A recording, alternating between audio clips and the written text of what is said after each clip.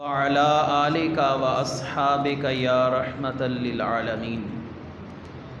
اللہ تعالیٰ کی بے حد و حساب حمد و ثنا نبی مکرم جان عالم حضرت محمد مصطفیٰ صلی اللہ علیہ وآلہ وسلم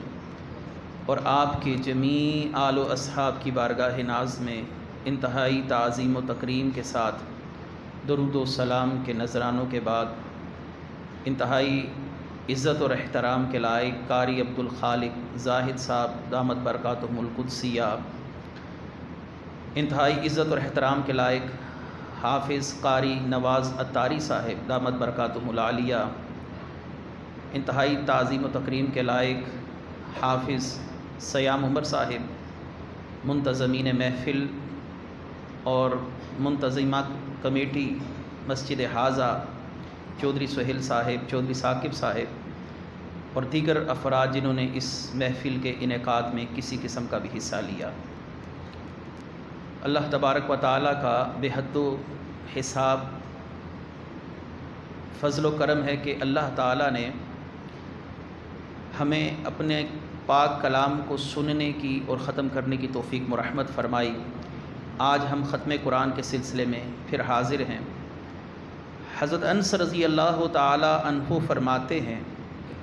کہ رسول اللہ صلی اللہ علیہ وآلہ وسلم نے فرمایا کہ جب بندہ مومن قرآن ختم کر کر اللہ کی بارگاہ میں دعا کرتا ہے تو اس کی دعا پر 70,000 فرشتے آمین کہتے ہیں۔ تو آج کا دن یہ دعاؤں کی قبولیت کے لحاظ سے بھی اہمیت کا حامل ہے، 27ویں شب ہونے کے لحاظ سے بھی اہمیت کا حامل ہے۔ اللہ تعالیٰ سے دعا ہے کہ اللہ تعالیٰ تمام محروموں کو نواز دے، بیماروں کو شفا عطا فرمائے، ہر اہل ایمان کی پریشانیاں دور فرمائے۔ آپ نے قرآن کریم سماعت فرمایا۔ اصل میں لفظ القرآن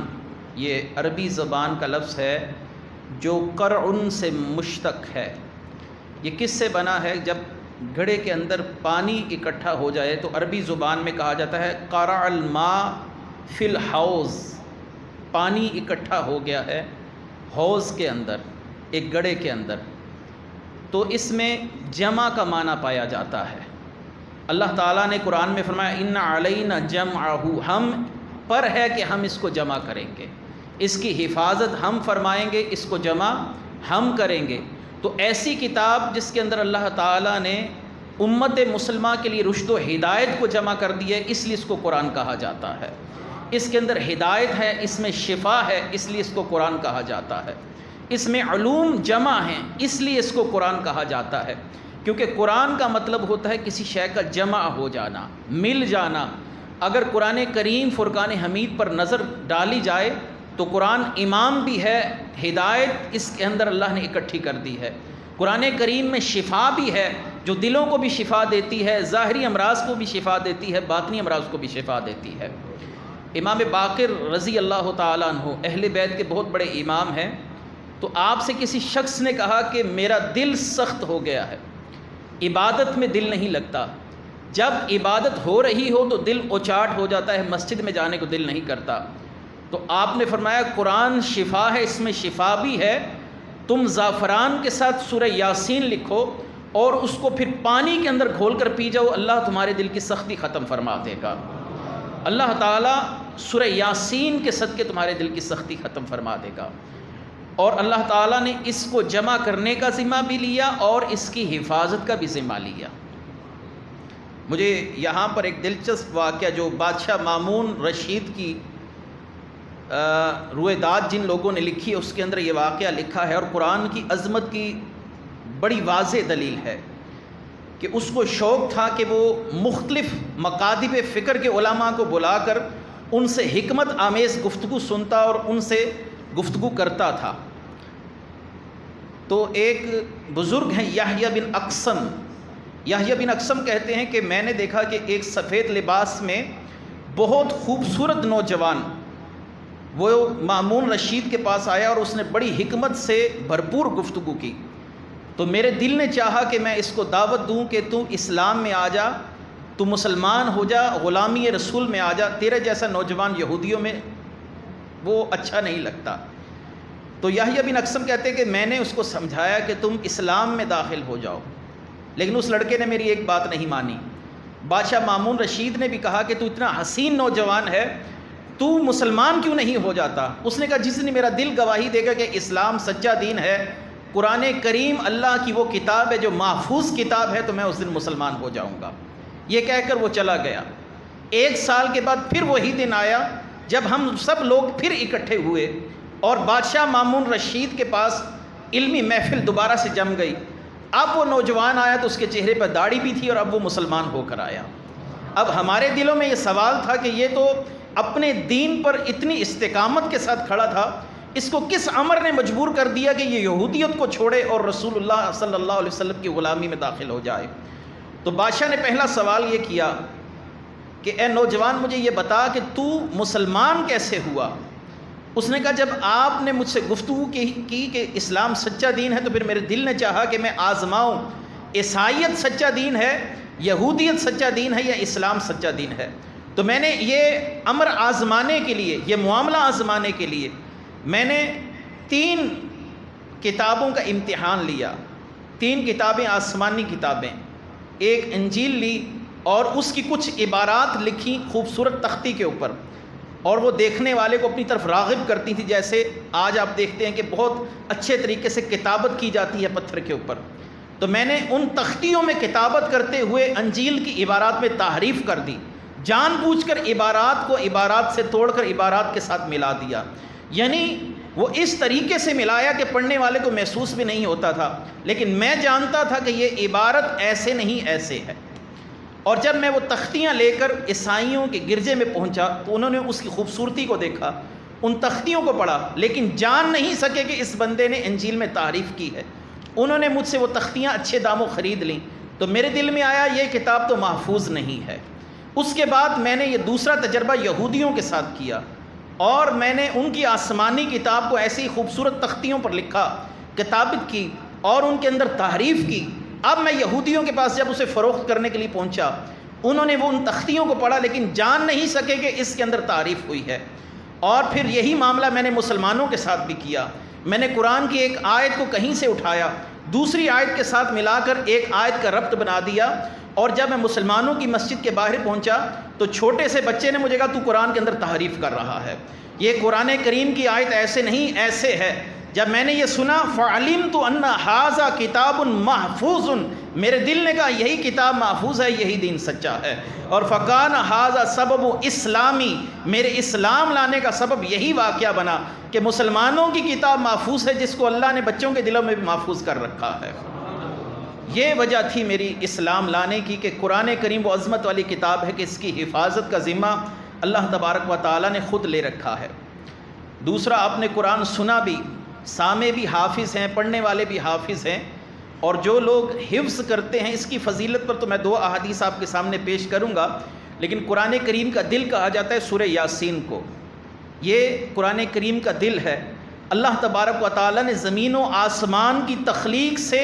1000 برس پہلے آپ صلی اللہ علیہ وسلم نے فرمایا کہ خود سورہ یاسین اور سورہ طٰہٰ پڑھی۔ جب فرشتوں نے یہ صورتیں سنی اور اللہ تعالیٰ نے خود پڑھی تو فرشتے جھوم اٹھے، کہنے لگے یا باری تعالیٰ یہ کیا ہے؟ اللہ تبارک و تعالیٰ نے فرمایا یہ قرآن ہے، یہ محمد عربی کے سینے پر اترے گا، ان کی امت یاد کرے گی، زبانی ان کے دلوں میں بس جائے گا۔ فرشتے کہنے لگے مبارک بات ہے اس قوم کے لیے جن پر اتنی مقدس آیتوں کا نزول ہوگا، جن کو یا اللہ تو خود پڑھ رہا ہے، اور وہ مبارک بات کے مستحق ہے قوم، وہ خوش نصیب ہے قوم جو اس کو اٹھائیں گے، ان کی زبانیں اس کے ذکر سے تر رہیں گی۔ اس حدیث کو امام دارمی رحمۃ اللہ علیہ نے سنن میں روایت کیا۔ فرشتوں نے بھی رشک کیا کہ یہ امت کا خاصہ ہے، امت کی خوش قسمتی ہے کہ اللہ تعالیٰ نے قرآن کریم جیسی مقدس کتاب ہمیں سننے اور سمجھنے اور بیان کرنے کے لیے دی۔ رسول اللہ صلی اللہ علیہ وآلہ وسلم نے ارشاد فرمایا کہ ان الذین لیس فی جوفہ شیء فی القرآن کالبیت الخرب، جس دل میں قرآن نہیں ہے اس دل کی مثال اس گھر جیسی ہے جو تباہ و برباد اور اجڑ گیا ہو۔ وہ اجڑا ہوا گھر ہے اس کا دل، جس میں قرآن نہیں، تو وہ دل کتنا بسا ہوا اور کتنا منور ہوگا اور کتنا رونق والا ہوگا جس کے اندر پورے کا پورا قرآن مجید موجود ہے۔ تو یہ حفاظ کتنی سعادت پاتے ہیں، کتنے سعادت مند ہیں۔ اور ایک حدیث رسول اللہ صلی اللہ علیہ وآلہ وسلم نے ارشاد فرمایا کہ جو شخص قرآن حفظ کرتا ہے، لوگوں کو سکھاتا ہے، لوگ سنتے ہیں، اس شخص کو قیامت کے دن ان 10 لوگوں کی شفاعت کا حق دیا جائے گا جن پر جہنم پکی واجب ہو چکی ہوگی۔ اللہ تعالیٰ فرمائیں گے ان 10 لوگوں کی تو شفاعت کر، آج میں مان لوں گا کیونکہ تو نے قرآن کریم کو سینے میں اٹھا رکھا ہے۔ تو قرآن کریم کی برکت سے ان 10 جہنمیوں کے لیے جنت کو واجب کیا جائے گا جن کے لیے اب نجات کی کوئی سبیل نہیں ہوگی، اور حافظ قرآن ان کی شفاعت کرے گا۔ لیکن یاد رکھیے کہ قرآن یاد کرنا تو شرف ہے ہی، لیکن جس دل میں قرآن آیا اور اس نے بھلا دیا، آپ صلی اللہ علیہ وسلم کی صحیح بخاری کی حدیث یہ اس شخص کے لیے بھی دعوت فکر دیتی ہے کہ جس نے قرآن یاد کیا اور پھر اس کو دہرایا نہیں، اب بھول گیا۔ تو آپ صلی اللہ علیہ وآلہ وسلم نے فرمایا کہ کبیرہ گناہوں میں سخت سزائیں جو قیامت کے دن لوگوں کو دی جائیں گی، ان میں وہ شخص بھی شامل ہے جس نے دنیا میں قرآن یاد کیا اور بعد میں کہنے لگا مجھے قرآن بھول گیا، اب مجھے یاد نہیں ہے، اس نے قرآن بھلا دیا۔ اور بخاری شریف میں یہ ہے کہ اے لوگوں قرآن دہراتے رہو، یہ سینے سے اونٹ کی رفتار سے زیادہ بھاگنے کی کوشش کرتا ہے، یعنی سینے سے نکلنے کی کوشش کرتا ہے، اس کو باندھ کے رکھو، یعنی اس کی دہرائی کرتے رہو، اس کو روزمرہ بنیادوں پر پڑھتے رہو۔ اور رسول اللہ صلی اللہ علیہ وآلہ وسلم کی بارگاہ میں صاحبان قرآن کی عزت دیکھیے کہ جب غزوہ احد ہوا اور مسلمانوں کو ایک بہت بڑا جانی نقصان اٹھانا پڑا، کیونکہ رسول اللہ صلی اللہ علیہ وسلم نے صحابہ کو تلقین کی تھی کہ تم اس پہاڑی سے اس وقت تک نیچے نہ اترنا جب تک میں تمہیں حکم نہ دے دوں،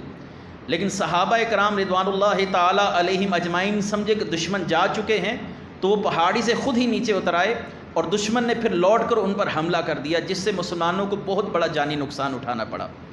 اب جب صحابہ کرام کی قبریں تیار ہو رہی تھیں تو رسول اللہ صلی اللہ علیہ وآلہ وسلم قبر میں سب سے پہلے اس صحابی کو اتارتے تھے جو حافظ قرآن ہوتا تھا۔ یہ قرآن کی عظمت کی بہت بڑی دلیل ہے کہ صاحب قرآن اس شخص کا اکرام کر رہے ہیں، اس کو قبر میں خود اتار رہے ہیں اور پہلے اتار رہے ہیں جو ان میں حافظ قرآن ہے۔ اور جب غزوہ تبوک ہوا، غزوہ تبوک بھی اسلام کا ایک انتہائی اہم معرکہ ہے،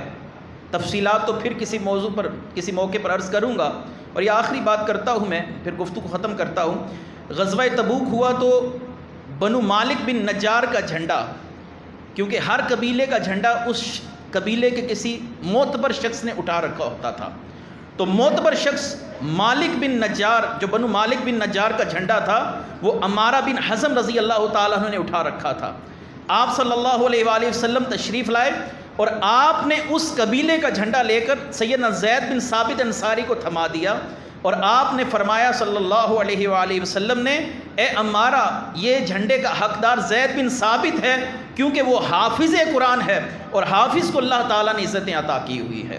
تو آپ صلی اللہ علیہ وسلم نے جھنڈا بھی اس کو سونپا، قبر میں اتارنے میں سبقت بھی اس کو دی، اور آپ صلی اللہ علیہ وسلم نے فرمایا 10 لوگوں کی شفاعت کرے گا،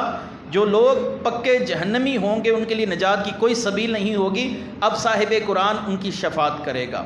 تو صاحب قرآن کے لیے ایک نصیحت یہ بھی ہے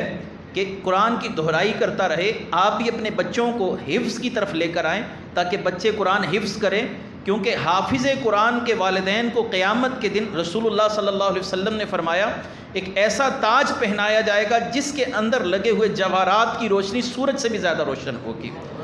اس کی طرف کو دیکھ نہیں سکے گا۔ اور رسول اللہ صلی اللہ علیہ وسلم نے فرمایا جب کوئی حافظ قرآن کسی جگہ پر کھڑا ہوتا ہے تو زمین کا ارد گرد کا خطہ اس خطے کو مبارکباد دیتا ہے کہ تجھے مبارک ہو، تجھ پر آج وہ کھڑا ہے جس کے دل میں قرآن ہے۔ تو پھر خود سوچیے اگر حافظ کو اللہ نے یہ عزت دی ہے تو پھر عالم دین کو اللہ نے کتنی عزت عطا کی ہوگی، اس کا مقام و مرتبہ تو حافظ سے بھی زیادہ ہے۔ اپنے بچوں کو دین کے علم کی طرف لے کر آئیں، اپنے بچوں کو درس نظامی کی طرف لے کر آئیں، اپنے بچوں کو مدارس کے ماحول سے وابستہ کر دیں تاکہ کل قیامت کے دن یہ بچے آپ کے لیے ذریعہ نجات بن جائیں۔ وآخر دعوانا الحمد للہ رب العالمین۔